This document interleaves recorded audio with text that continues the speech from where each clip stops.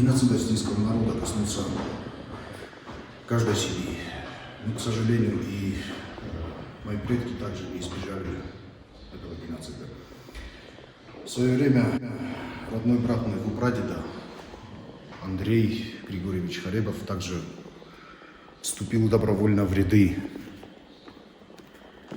самообороны, принимал участие в боях по обороне поселка Дзау, также по обороне села Рука. Бои были ожесточенные.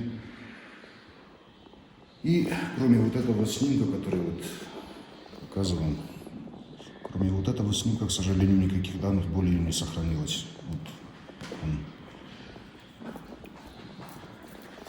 И памятная его надпись на добрую память семье и потомкам. Андрей Григорьевич добровольно вступил в отряды самообороны под руководством такого великого осетина, как Санакоев Аматай.